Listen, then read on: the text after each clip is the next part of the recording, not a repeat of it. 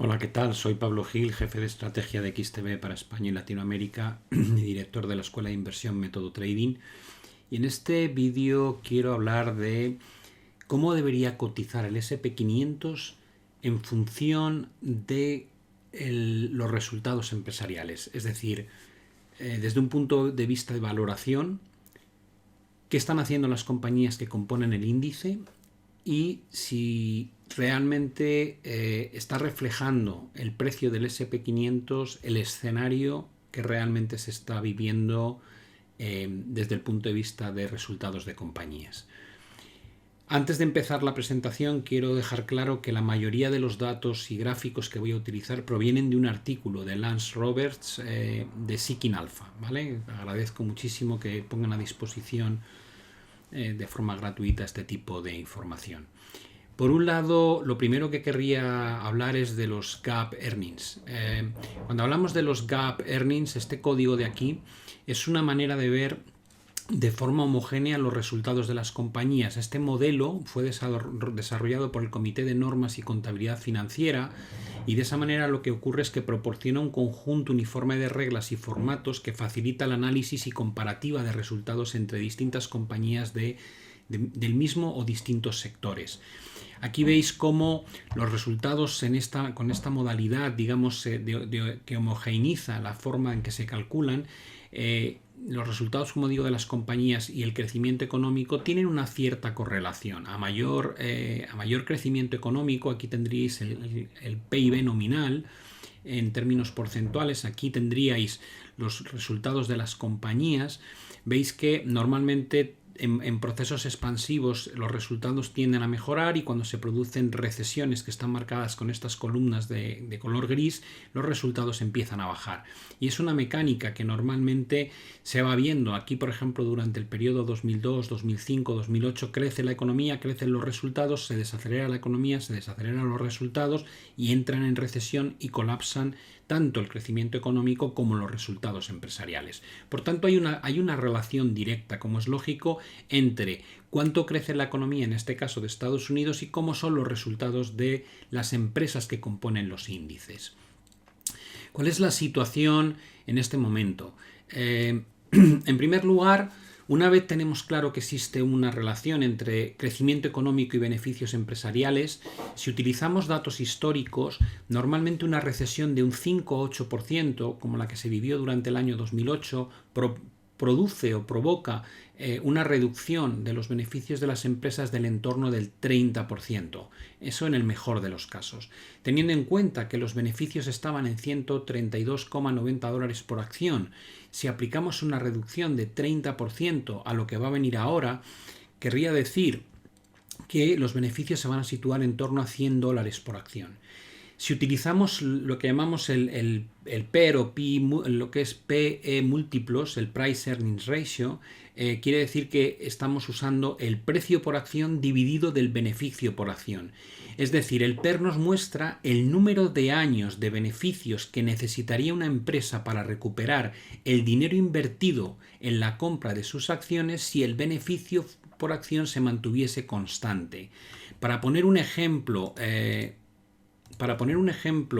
de esta información en contexto histórico, a veces hablamos de 20 veces beneficios. Una compañía que cotiza 20 veces beneficios. Es un nivel históricamente alto, pero llevamos viendo cómo el mercado alcanza estas cotas o estos niveles durante la última década.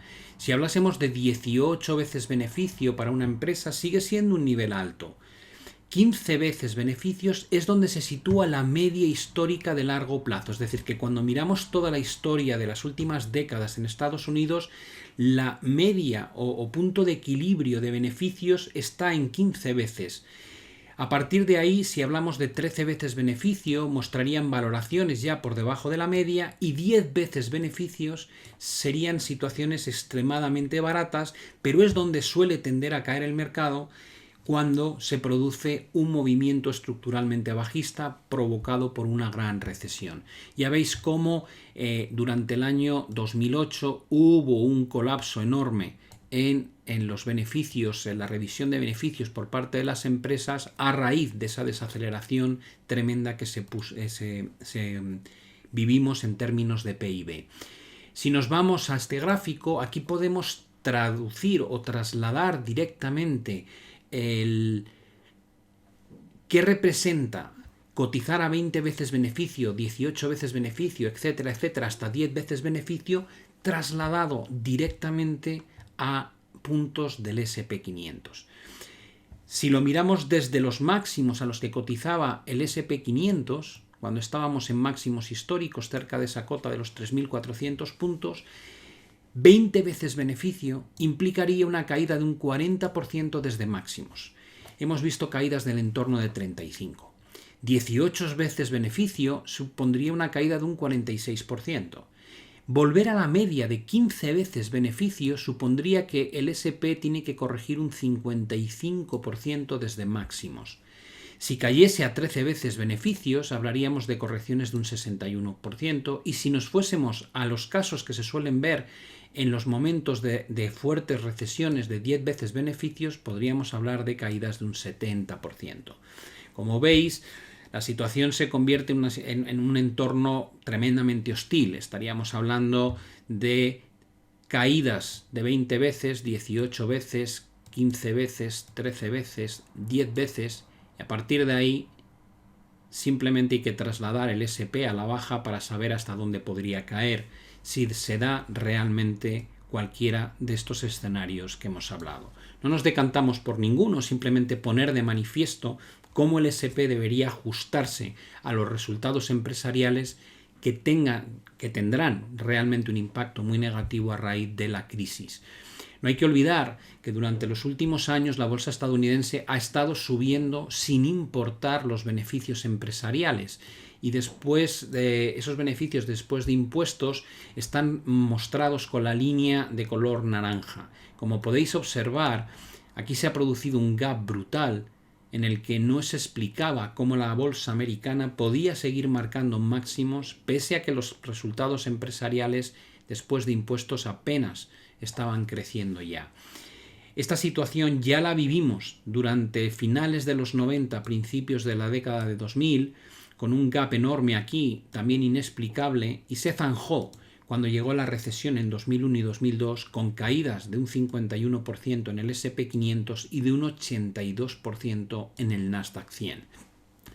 A la larga, lo que parece claro es que la única explicación de por qué la bolsa ha seguido subiendo de la forma que lo ha hecho, pese a que no había un apoyo por parte de resultados empresariales, es porque la mayoría de las empresas estadounidenses han llevado a cabo una ingeniería financiera a través de lo que llamamos recompra de acciones o share buybacks, hasta el punto de que han gastado 5,1 trillones de dólares desde el año 2009.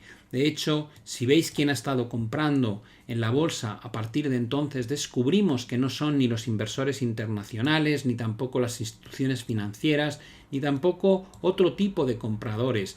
Ni tampoco los inversores estadounidenses. Son este bloque de aquí, básicamente los únicos que han estado lanzando órdenes de compra masivas, que como veis han alcanzado los 5,1 trillones, y son las propias compañías haciendo un programa de recompra de sus propias acciones en la bolsa. Para poner en contexto lo que son 5,1 trillones, 10 veces más de lo que gasta Estados Unidos en defensa, 70 veces más del gasto en educación y 200 veces más del gasto en transporte.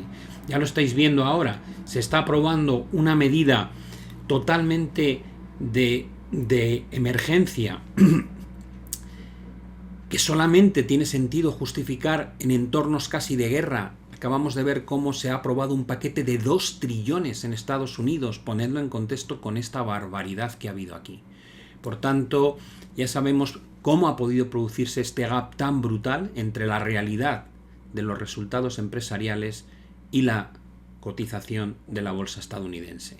Independientemente de eso, es muy probable que ahora que vamos a entrar en una recesión tremendamente severa, la posibilidad de que las compañías con un desplome sustancial de sus resultados puedan seguir llevando a cabo esta práctica de recompra de acciones, creo que esa probabilidad es bajísima, probablemente va a hundirse este programa de recompra de acciones, porque cuando una compañía está en un entorno positivo puede permitirse este lujo de trampear o de hacer esta ingeniería financiera, pero cuando colapsan tus resultados, evidentemente no destinas tu dinero a hacer recompra de acciones. Por tanto, lo que espero que ocurra es que el S&P empiece a perseguir el resultado empresarial. Y como hemos dicho, si ese resultado empresarial tiene un desplome de un 30%, que básicamente lo que estamos haciendo es ponerlo en contexto con lo que pasó en el año 2008, la bolsa americana evidentemente podría venir a buscar cotas muchísimo más bajas de las que estamos viendo hoy, en este caso en el ejemplo del S&P 500. Esto en el supuesto de una recesión de un 5-8%. Pero ¿qué pasaría si por alguna extraña razón se cumpliese el temor de la Reserva Federal? La Reserva Federal hace unos días dijo que esta es la Gran Depresión, solo que el doble de peor. Básicamente su preocupación es que vivamos un escenario como el de 1929-1933, en cuyo caso el PIB de Estados Unidos cayó un 30%. La Reserva Federal ahora teme que el PIB estadounidense pudiese hundirse un 50%. Los cálculos que hemos hecho es con una recesión de un 5 o un 8%, no con una recesión o una depresión de un 30 o un 50%. No hay que ser demasiado ágil mentalmente para suponer qué pasaría con los resultados empresariales si en lugar de tener una recesión como la del 2008 de este importe, tuviésemos una depresión como la de 1929-1933. Evidentemente es un temor, esperemos que podamos evitar esto, pero lo cierto es que no cabe duda de que los resultados de las compañías van a sufrir muchísimo. El mayor problema al que nos enfrentamos es que desconocemos completamente cuánto va a durar la crisis actual del coronavirus y por tanto no podemos cuantificar en este momento el impacto económico que tendremos que vivir finalmente.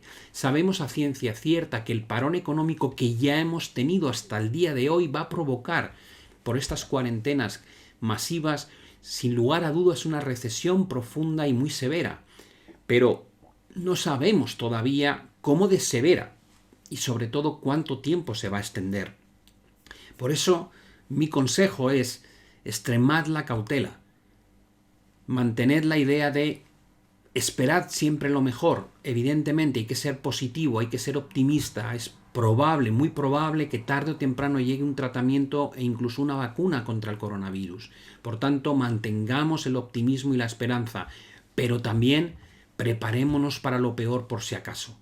Es un mensaje en el que no quiero crear pánico. Yo no he dicho lo de depresión, lo ha dicho la Fed, pero sí creo que merece la pena no perder de vista cómo se podría trasladar esta situación económica tan severa y tan negativa al comportamiento de los mercados durante los próximos meses.